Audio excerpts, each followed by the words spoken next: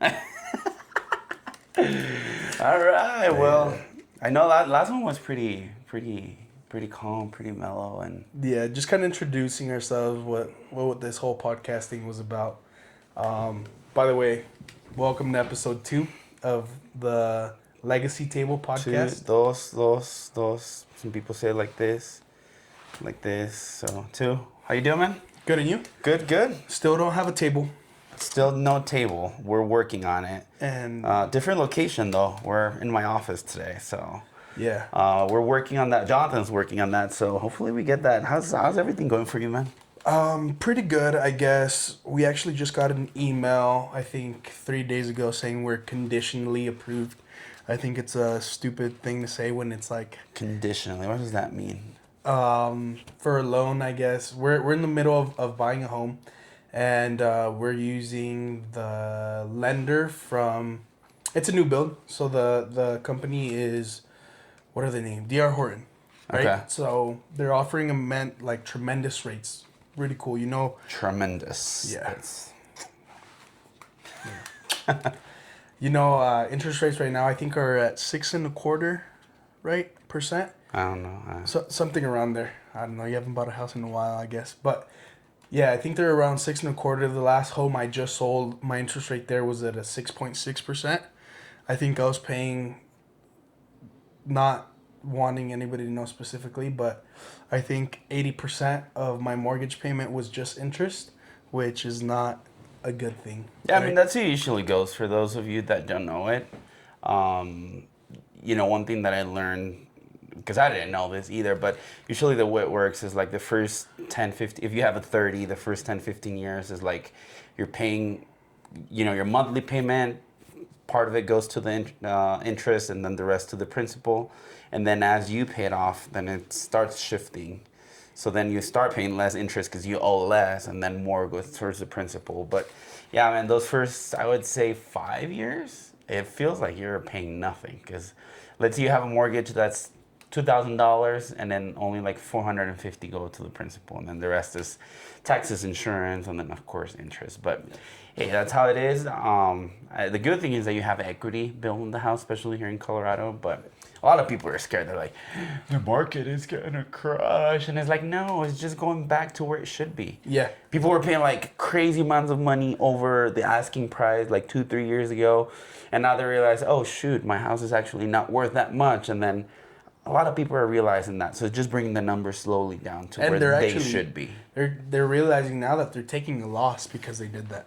And that's Like- what happens when you offer, how much is, let's put that in like day to day.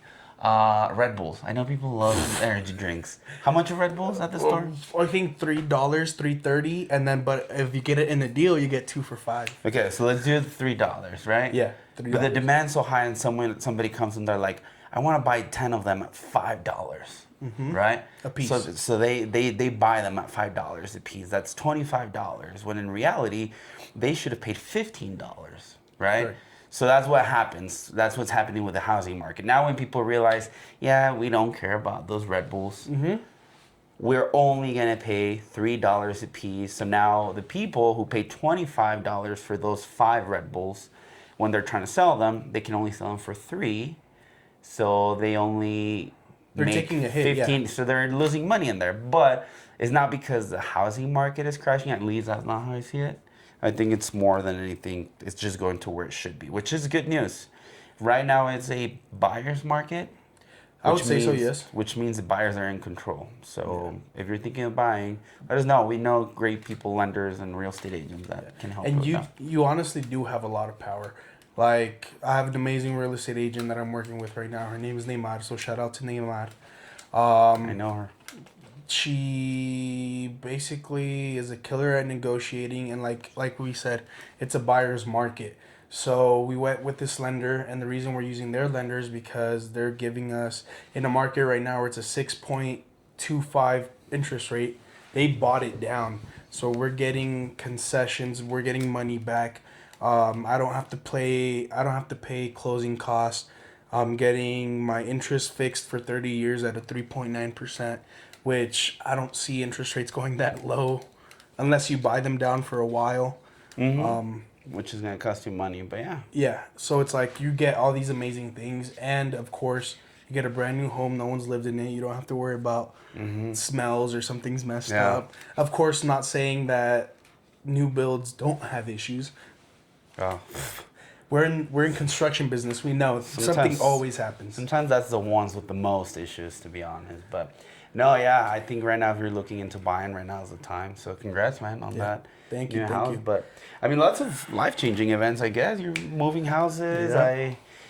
My wife and I, we had our third kid, man, third, and I'll tell you, that's insane. It's crazy. We're officially at numbers, so we went from zone defense to no, from man marking to zone defense now because Yep. now we have 3 kids in the house, 2 adults. So Instead of man on man, yep. man, now that's not doable anymore. But it's great, and I think one of the things that I wanted to talk about today is how kids change you. Like they change your perspective in life. Like they make you realize a lot of the things that growing up you didn't understand or that your parents will tell you. Now you're like, I know what they meant, and it's like a full circle moment because now you realize like, okay, I understand what my parents were going through, but then at the same time it It's makes you like- realize what do you want to change, right? Exactly, that's- for yep. for your kids. Which for me, I mean, there's so much, and I mean, God bless my parents. They were amazing.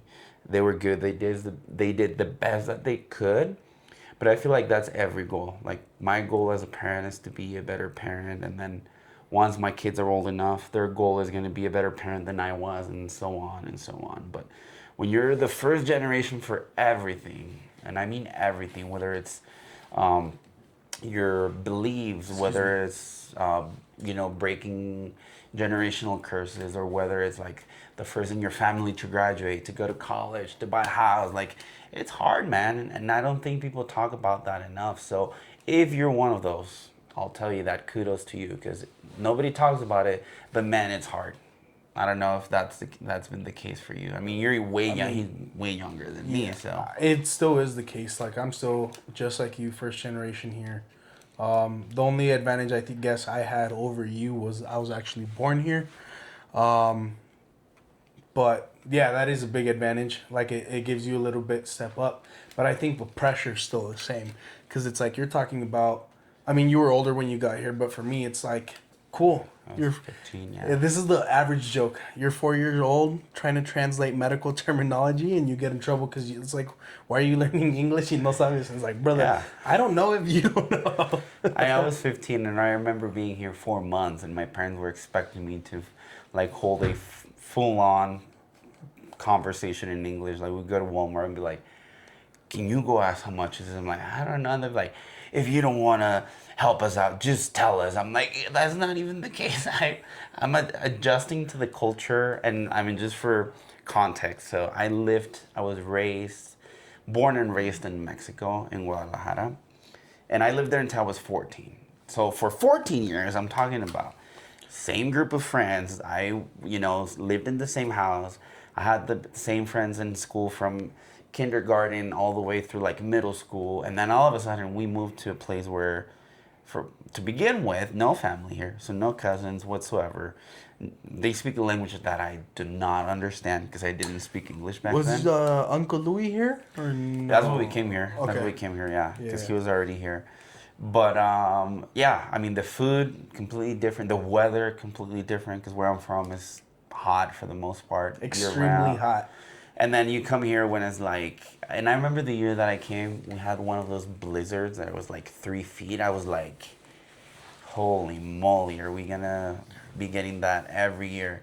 But anyways, just like trying to learn a new language, just going through the stress of like adjusting, not just to the language, but being away from home, being away from grandparents, from cousins, and then on top of that, because you're the one exposed to learning the language, then you're kind of like expected. And again, I don't blame my parents. Now I understand a lot of things, but yeah, I remember this one time we were at Walmart and my dad was like, can you go ask, because I can remember it was like some fruits that didn't have a price tag. He's like, can you go ask how much this is? And I'm like, yeah, I don't know how to say this. I remember him and my mom both were like, if you don't want to help us, just tell us. You go to school, you're learning the language, and if you don't want to help us, that's okay. And now I think it was more like they were desperate because they would work and they didn't have the time to go to school, that it was like I was their only help. But in the moment, I was like, I don't know. I really, I remember I going. mean, sometimes though, because like my dad went to English classes, but he would pass out inside the classes. Like school wasn't for him. Because they were working. Yeah, exactly. You know? But I remember going to one of the cashiers and I'm like, how many dollars for this? And then they're like, you mean how much? And I'm like, yeah, how many dollars for this? And they gave me the price and I figured it out. And sometimes I would make it up. I would, tell my parents, oh yeah, let me go ask, and I would pretend to go talk to someone, then just come back and make a number up. I usually would go high, so whenever they pay, we're like, The social anxiety that, that Man, stems from that. those traumas, I don't know, because you're what, 24, 25? Yeah. I think at 28 is when I started going, they call it midlife crisis, whatever it is, and I think it was more, like all my traumas from when I was younger, they came to life. They surfaced, I guess. Yeah. They surface at 28, and I guess for us men, that's when we It's start not developing. fun. Yeah. At 28, that's apparently we're slow. No, I think it's 26. It was 25. I know because I've been like that's the next milestone I want to hit. Yeah, I'm 24. And he's not fully developed. And it's Not because even close. it's not even that. It's because insurance is so expensive. I'm like, I want low car insurance. I'm tired of paying $1,400 for my truck. But then it's like, cool. I went shopping insurances, because I'm buying a house, and then it's, hey, by the way, it's not 25 anymore. It's 26, and I'm like, oh, great. It same thing happened. Like, I turned 18. You can buy nicotine or whatever it was like. Now it's At 21, 18, right? and then I was like, oh, cool, I can buy cigarettes. Not that I smoked, but it's like, I can buy cigarettes. And then they changed it to 21. Psych, 21. Yeah, literally. That's what happened. But you can buy a gun at 18. Yeah, I can buy a gun. I did buy a gun. That is crazy. But yeah, no, lots of life-changing events. And I think going back, that's what we're here for. Now we're going to talk about everything and nothing at the same time. But I think having kids definitely changed my perspective in a lot of things. And I worry about things that I never thought I would, which is insane. And I think not only that, but it's like, it's hard. I know it's hard on men. It's definitely hard on women, especially with like your wife, my wife, going through the postpartum depression stuff. That's something where even for us, I feel like you said, when she was in those labor pains, you feel useless. And That's the most useless that I've ever felt in my life during the labor and the first one was 48 hours. So I felt useless for 48 hours. Like literally, like, yeah, you can be there, you can be supportive, rub the back, help, hold the hand, motivate them. And don't get me wrong, I did it. And you should, if you're, as a guy, if you're going, like, definitely, I encourage it. But I think it's in our nature that we're problem solvers, right? We want to, if we can avoid you going through a struggle and we can handle it, we probably will. But when it's something that you can't, like, you cannot take over the pain, you cannot take over the pushing, Yeah. it just made me feel like stupid. And like, I think a reason why you feel useless in those moments is also because, one, like, we're, for the most part, right, most of us are like silent problem solvers. We internalize everything and we process it internally, and sometimes it just blows up because of how much we hold inside. And that's why it's like, I don't know about you, I don't know when you gave your life to God. Was it before or after Emiliano? My process has been long, on and off. But I would say entirely when Emiliano was almost 2. Okay, yeah. And then for me, it was, I gave my life He's to 3.5, God so. when we got married with my wife, his sister. And we found out we were having a son.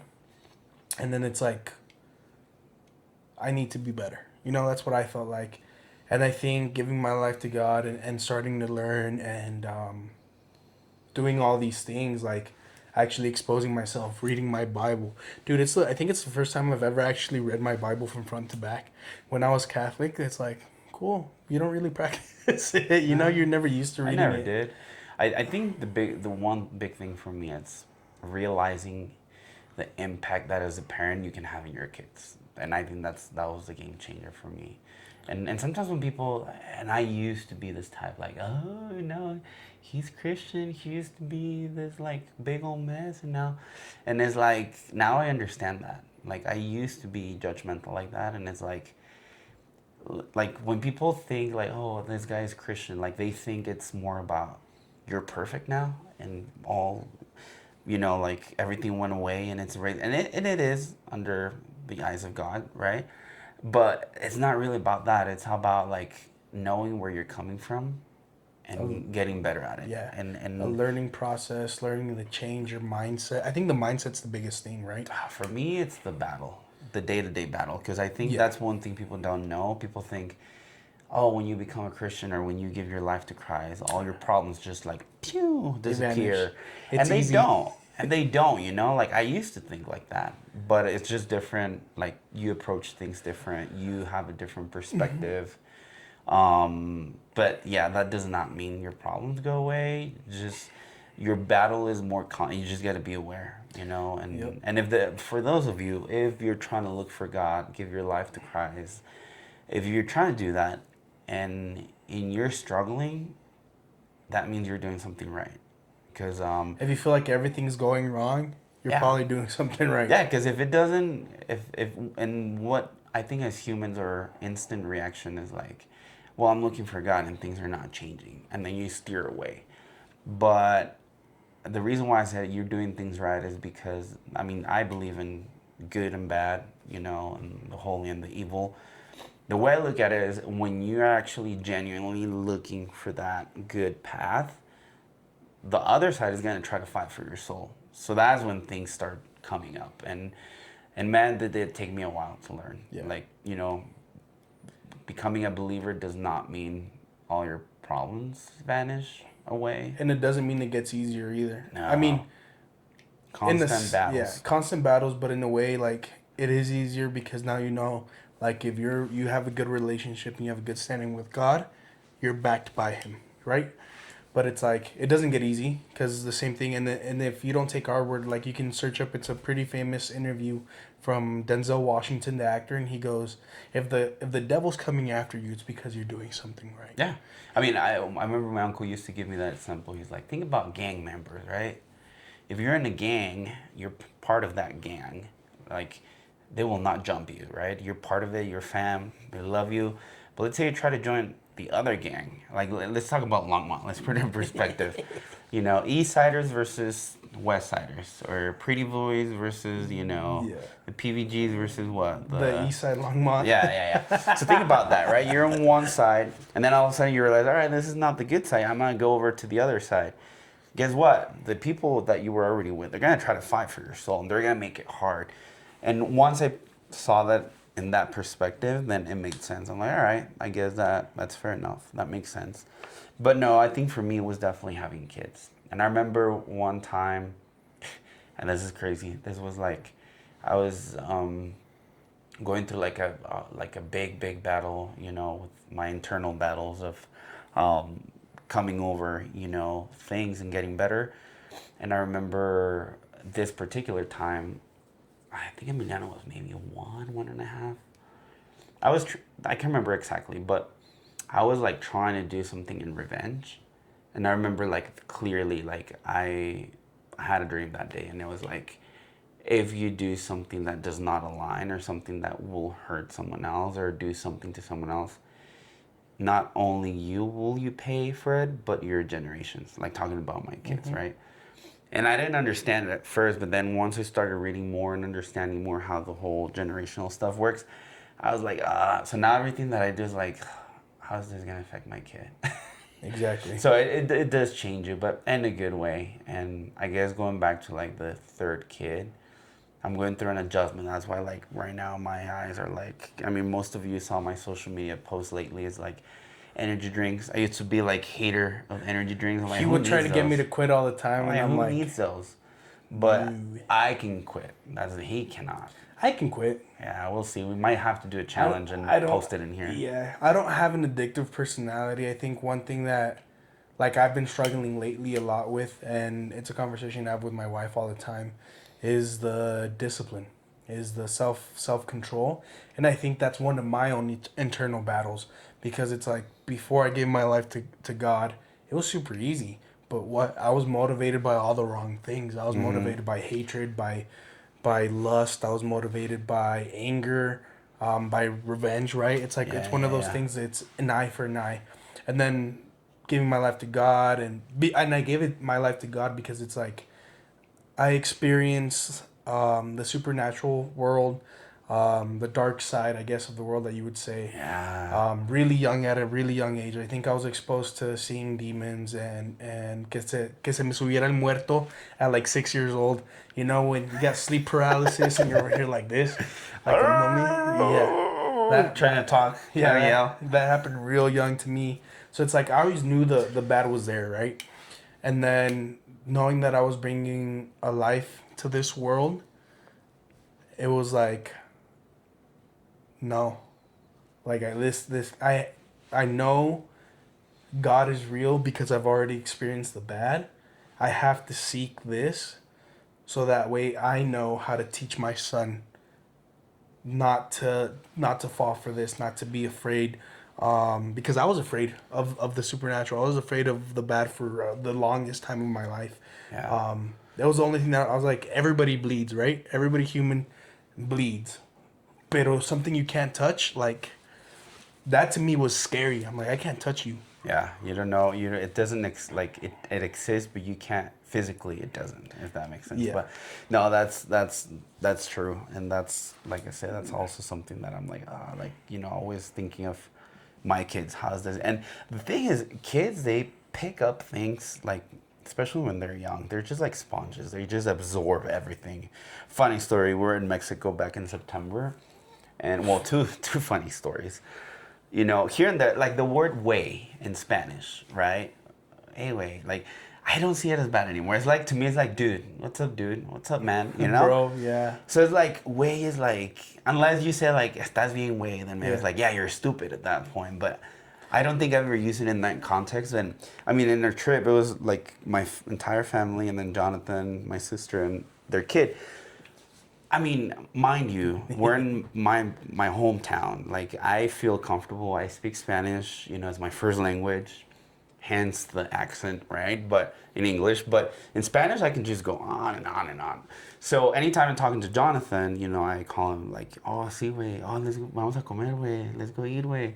So I see my mom just like, kind of like giving me like from far away, and then first she waited until like I was alone, and she comes to me and she's like, I don't think you should be calling Jonathan Way. That's not like I don't know God would like that. I'm like, ay Marley, I'm sorry. It's que I see it as like dude, like I don't say it in an offensive way, right? But anyways, then Emiliano starts saying, like we're in the car and he tells my wife as we're driving, he's like, Mama, why was Dad calling Tio Jonathan Way? And then Bricia just looks at me and I'm like, because I think we went to the wrestling match. And then I was like, We no. did go there, And then I was like, no. I was telling him, wait. Yeah. Like we were doing something. I just told him like, no, wait, Jonathan. And then he's like, oh. But then of course my wife didn't buy it. And then, time flies. We get back. And I'm not there. This is the thing. My son, my own blood betrayed me. And I hear this from my wife. Apparently they go, because my mother-in-law takes care of them. This day, my wife picks them up at the end of the day. My father-in-law is already home. Apparently, my son just goes to him and he was like, Oye, Grandpa Memo, why does my dad call Tio Jonathan Way? I'm like, so my father-in-law is just like, oh, no, I don't know, but you should not be saying that word, Like, I don't think he meant to say that. Yeah. So then I have to, like, again, clarify with my son and be like, hey, I was telling him to wait, que se esperara. He's like, oh, okay.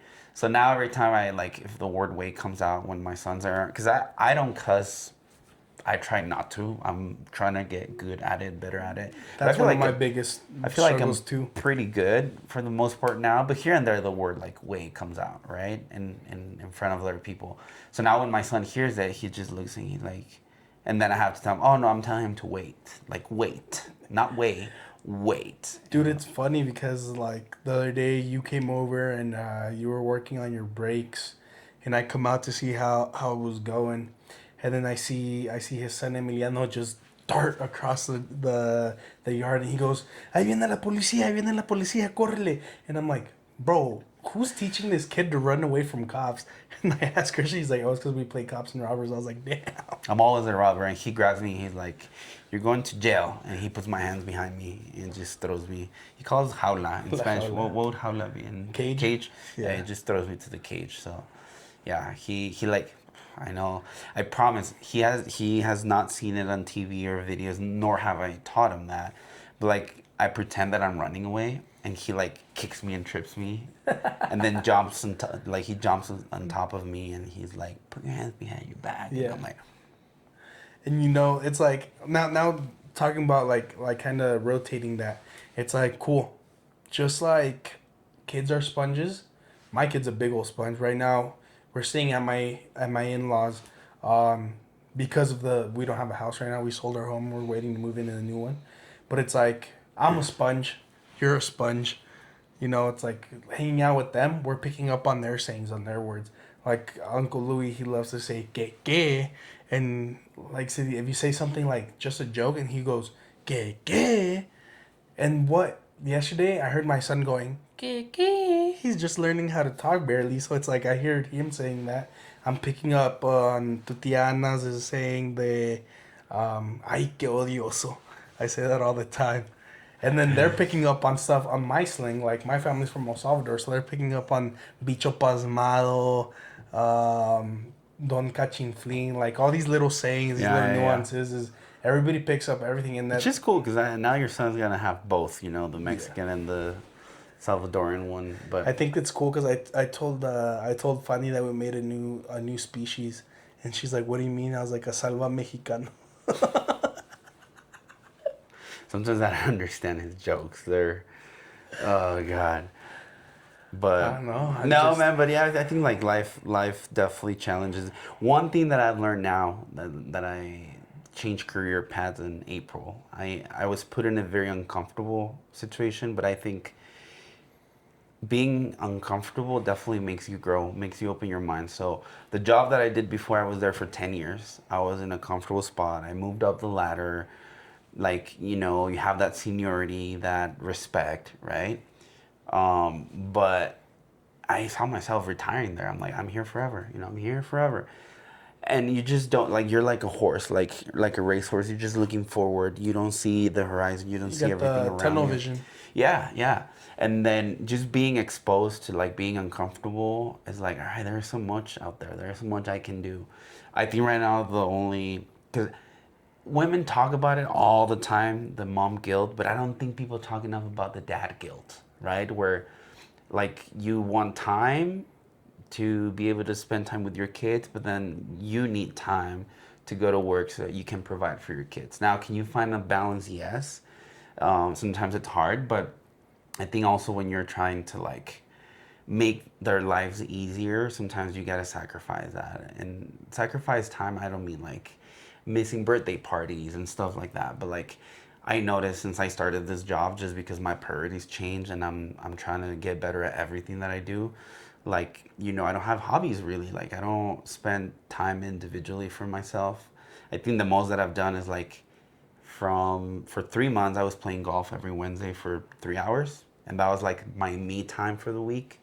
Then I played indoor soccer like on Wednesdays for like 8 weeks, but that was like 1 hour, right? Yeah. And then after that, that's it. Like the other day, I found a game for my PS4, brand new.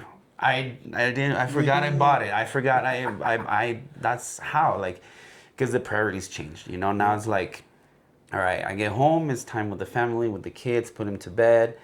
Like your time evolves around them, and it just changes your life. And if you don't adjust, it's hard. I don't know if that was the case for you, but I remember for the longest time, I'm like, oh, things are not like they used to be. We can't go out on dates. We can't do this. And in the back of my mind, I was expecting things to change. Like, on like a year or two, it's going to change, right? Yeah. But then it got to the point that I realized, It's like, instant. yeah, it's like, no, it's not going to change. It's not going to Yeah. go back to normal. Yeah. Like, Not for a while, right? yeah, the sooner that you change your mindset from that and be like, all right, this is reality, game's on, this is what we need to do, and pivot this direction, the sooner you start enjoying. Yeah. Because it is hard. I think in my relationship, it was, for that aspect, it was harder on my wife. Because for me, it was like, I'm in grind mode. Because I also made that career change. So it's like, I think for us, it's we want to create generational wealth so that our generations don't struggle the same ways we did. And that but- doesn't mean we're gonna hand them everything off, but Yeah. build something so that Yeah. they can continue. Exactly. It's like, that's why we're starting this, the legacy table. What's our legacy? That's something that we're trying to build. And hopefully we get to bring on other people and answer some questions and talk about our experiences like we are today. But I think that was definitely harder on my wife. Because one thing for us, it's we love going to the movies. It's going to be a while before we can take our son to the movies, you know? It's 2 before years to it be was- exact. That's yeah. what I. That's how long it took me. It was easy before 4.5. because it's like we would go on Tuesdays because movie tickets were like $5. So it's like, cool. Cheap. Let's go cheap ass. watch a movie for $5. And then Sundays or whenever a new estreno was, it's like we would just go sometimes randomly at 12. 11 at night. Yeah, 12, 11 at night, 12. And then that's another thing. We love doing midnight runs. We would go to 7-Eleven, go get some tacos at midnight. Like we would be watching a movie and then we'd look and like, hey, you want a quarter pounder with cheese?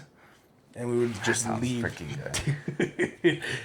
But that's also another thing. It's like bringing it back to the conversation. I let myself go because one, I gave my life to God, so I'm like, okay, I don't have to do that. But then it was also, I think it was a little bit of guilt for my wife being like, hey, was she's pregnant, so she's like, hey, you want some queso tacos? I'm a foodie. I'm like, hell yeah, I want some queso tacos. Let's I'll go. get fat with you. Yeah, so I did get fat, and now I'm like, hey, I did something bad because now it's gluttony, right? Now I'm dealing with that. I'm like, okay, one, I don't want to be motivated by hatred, anger, none of this. Two, life changed. I have a son. I can't spend 3 hours at the gym anymore. It's not my time. Exactly. It won't be my time for a while. I'd rather spend it at work. So it's like, okay, cool. Now I cut my time to the gym, maybe an hour a day. Which should be good, when yeah. possible, which is enough. It's mostly enough. But now it's like I gotta get my diet back in check, and that's where I told him it's a self motivation thing, it's a self control, and I think it's trying to find that balance and that right thing that'll motivate me rather than doing it out of a bad place. But that's a lot of things that change. You know, it's like a bunch of stuff that we used to love to do. We used to go on dates every Saturday, on top of the movies. We'd go out to eat random, spontaneous nights. And that doesn't mean that we're not trying or doing that. Because I can already hear people, you can always find the time. You can always figure it out. Yes, you can. But what we're saying is that priorities change. Yes. If now, like, let's say I was about to go on a date that I planned for months to make it happen. I have a babysitter and everything. Then the day off, my kid's throwing up. And I can drop him off with someone that's gonna. Of course, I'm not gonna go through it. You know, now I have to pivot and adjust to the kid, and I think that's one thing that.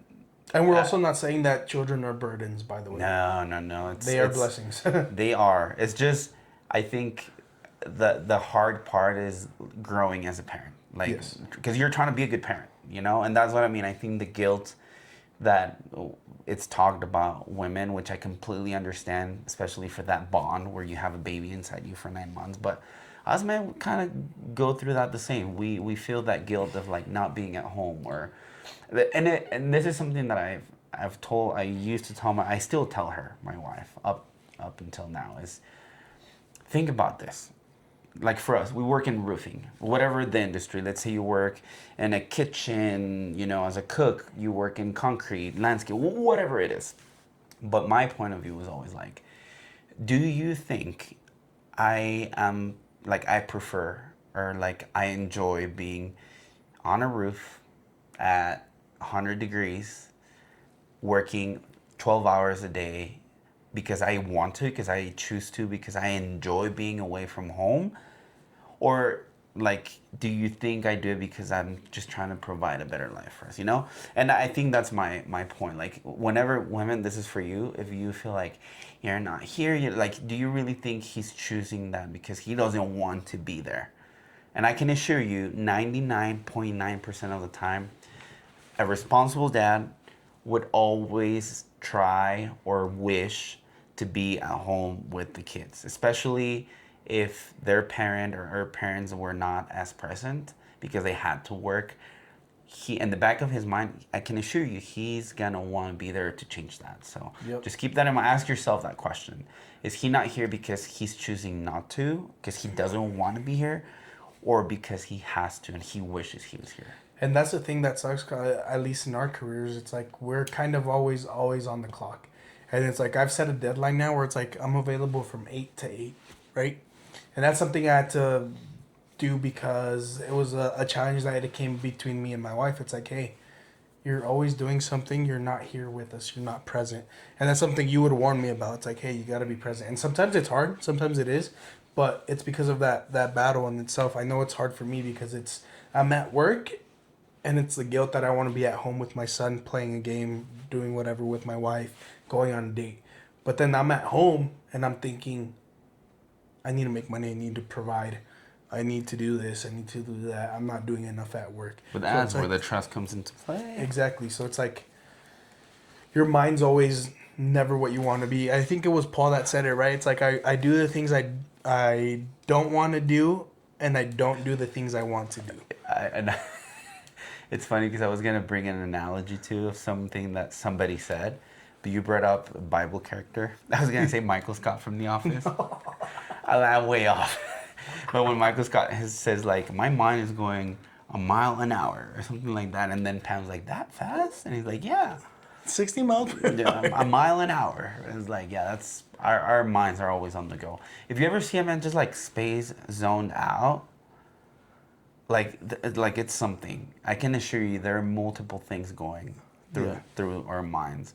A lot of the time is just trying to see how we can get better, how we can improve, how we can do things, how we can provide. Like just tons. Like, would we ever say no? Most of the time we try. Like you said at the beginning, we're solvers. We're like, we analyze the issue, we take it in, and then we try to do something about it without being vocal about it. But it's not because we don't care. It's just that the way we look at it, I think it's more like, if I can avoid you going through this problem, I'll do whatever it takes. And Because that's one thing my wife tells me all the time. It's like she looks at me for trust that we're gonna be okay. If I'm freaking out externally, she's gonna be freaking out 20 times more. Because she knows if I'm good, the whole family's good. If yeah, you're women are good, more emotional. Yeah. In a good way. Like, I'm not saying, I think we're just built different.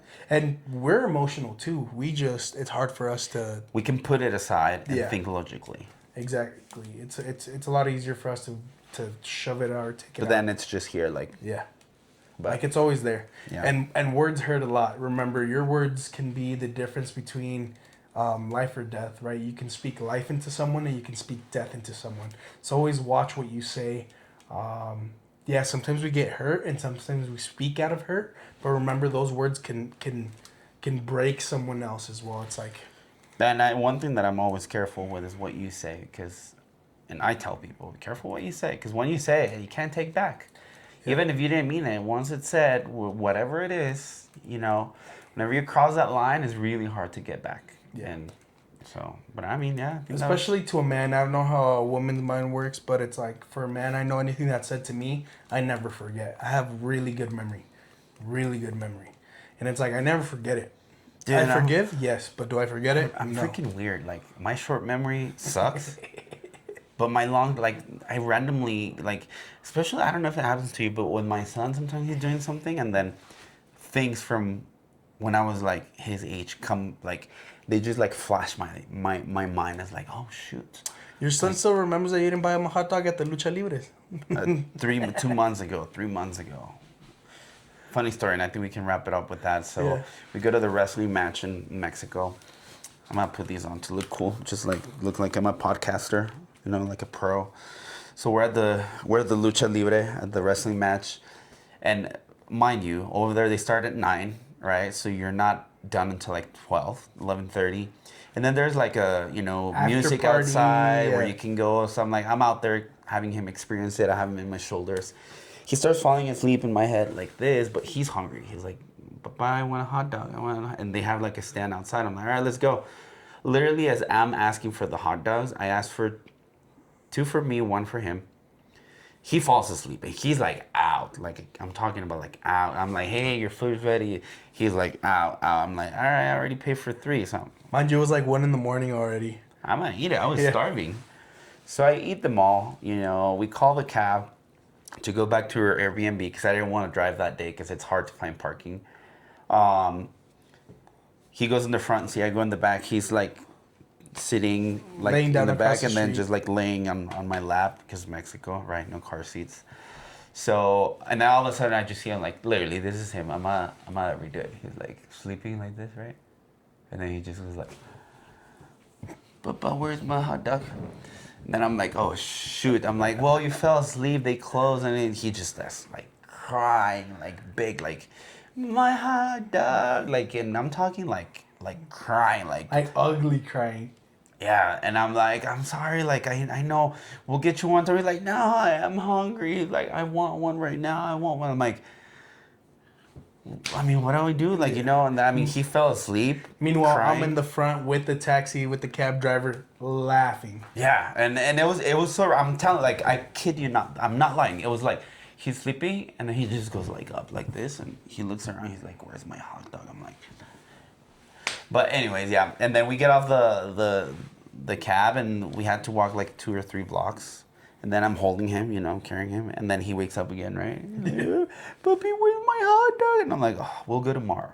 Thankfully he fell asleep, but yeah, that was a funny story. So he also has good memory. I think he has a better memory than I do because mine is like the long term stuff that I randomly remember. It's usually stuff that it's useless now to remember.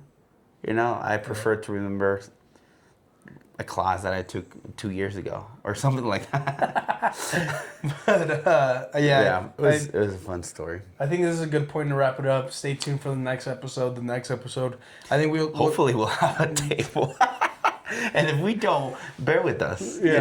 Bear with us because the legacy. I mean, I think you should post the first episodes, like put it the legacy table, and then in parentheses without With the the table, table? episode 1. Yeah. Until we get one. until we get a table. Yeah, Okay. that's how we're gonna do it. And then if the scenery changes, just bear with us. Like I said, we're waiting for me to sign and close on this new house, move in, and actually build the podcast room, which I have an amazing vision. We're gonna build a sign. And I'm just waiting for my kids to turn 18 so I can move out of the house and have room for it. You just need a bigger house. All right, guys, stay tuned for the next. Thank you for joining us. Welcome to the Legacy Table. Peace.